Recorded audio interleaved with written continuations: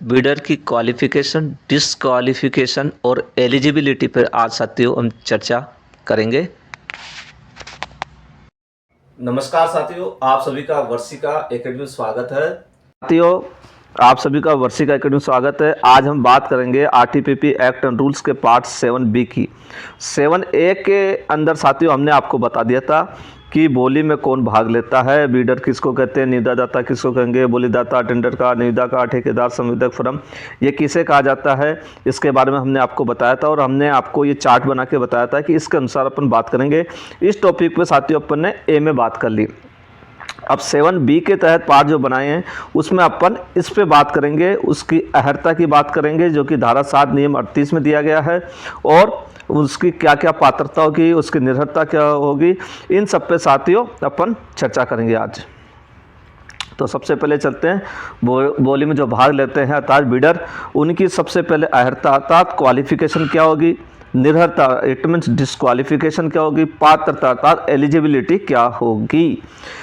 तो क्वालिफिकेशन धारा 7 में दी गई है, डिस्क्वालिफिकेशन धारा 38 में दी गई है और एलिजिबिलिटी साथियों नियम 39 में दिया गया है। ठीक है, अब बात अपनी ये है कि जो क्वालिफिकेशन है ये अहर्ता, तो ये है धारा 7 में, इट मीन्स आरटीपीपी एक्ट की बात कर रहे हैं अपन। धारा 7 में कहा गया है एक बिल्डर को व्यवसाय अर्थात जब भी बोली कोई भी किसी बात की बोली लगाई जाती है तो उसके अंदर बिजनेस का उल्लेख किया जाता है कि जैसे कि किसी फर्नीचर का है, कंप्यूटर का है, तो व्यवसाय का उसका उल्लेख किया जाएगा बिडर के लिए।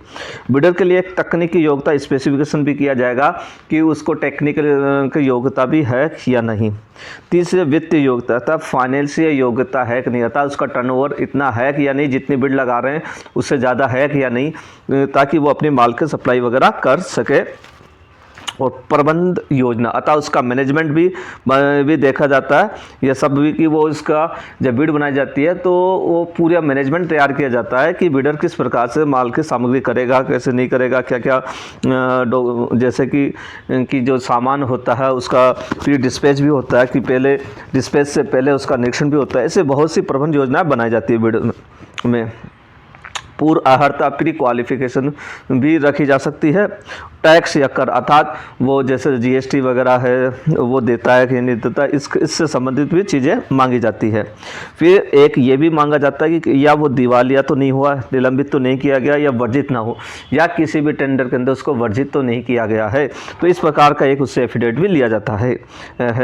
और मिथ्या कथन नहीं करेगा, ये भी उस जो टेंडर डॉक्यूमेंट होता है उसके अंदर लिखा जाता है। और चाहे तो इसके लिए अलग से मांगा भी जा सकता है कोई भी एफिडेविट।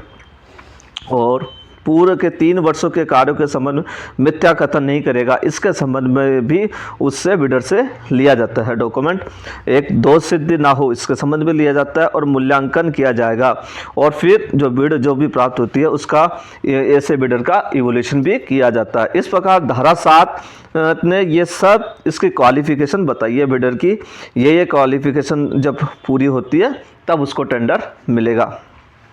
अब बात करते हैं निर्हित अर्थात डिसक्वालिफिकेशन। साथ ही डिसक्वालिफिकेशन को अपन 3 टुकड़ों में अपन इसको याद करेंगे।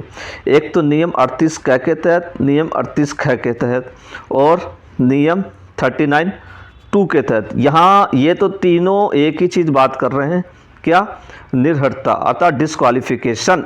लेकिन नियम 39 3 बात करता है विवर्जित अर्थात डिबार। तो ये तो निर्हित और ये भी बात कर रहा है निर्हित की, लेकिन विवर्जित की बात केवल किस में की गई है, 39 3 में की गई है।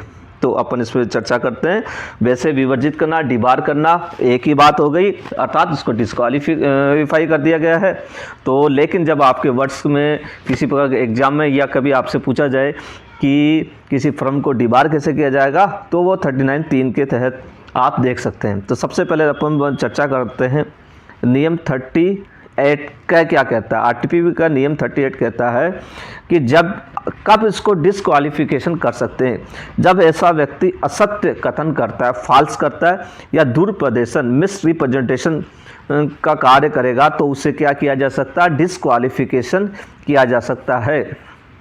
ठीक है, उसे बाहर किया जा सकता है। दूसरी चीज़, यदि वो सारवान सारवान बात को गलत या अपूर्ण रूप से प्रस्तुत करता है तो भी उसको डिस्क्वालीफाई किया जा सकता है। पहली चीज़, नियम 38 ख क्या कहता है साथियों? नियम 38 ख कहता है पुनः अहर्ता, अर्थात ऐसा व्यक्ति को पुनः अहर्ता अर्थात पुनः वापस उसकी क्वालिफिकेशन के लिए बुलाया जाता है।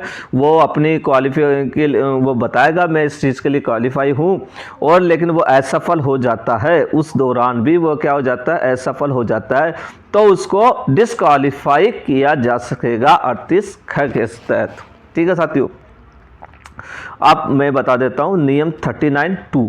नियम 39(2) कहता है जब वह हित का विरोध करता है, नियम हित का विरोध करेगा, तो ये 81 में दिया गया है, 81 में भी इसका उल्लेख किया गया है स्पष्ट रूप से।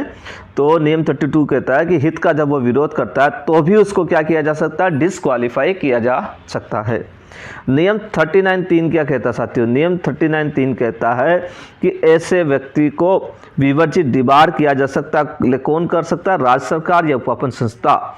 यहाँ दो को दिया गया पावर, उपापन संस्था भी डिबार कर सकती है, राज्य सरकार भी डिबार कर सकती है। ये 39(3) में इसका उल्लेख किया गया है।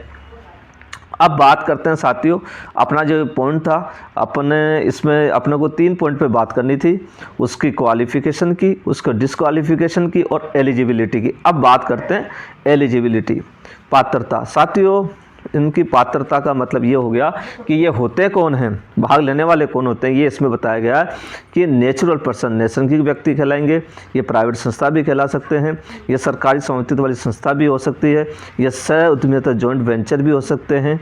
जब कोई अपन माल लेते हैं तो बोली लगाने वाला विनिर्माता, मैन्युफैक्चर भी हो सकता है, वितरक भी हो सकता है, या सद्भावी व्यक्ति भी हो सकता है। अब जब कभी भी साथियों शायद में जॉइंट वेंचर दोनों, अगर किसी जॉइंट वेंचर द्वारा कोई किसी प्रकार का आवेदन किया जाता है किसी बिड के अंदर, तो बोली पर यह हस्ताक्षर करने का अधिकार होगा, और किसके प्रति उत्तरदायी होंगे? ये संयुक्त व पृथक दोनों रूप से उत्तरदायी होंगे। तो ये किसी कंपटीशन में कभी भी आ सकता है कि ये उत्तरदायी किसके प्रति होंगे? सह उद्यमी। आप बताओगे संयुक्त भी हो सकते हैं और पृथक भी हो सकते हैं।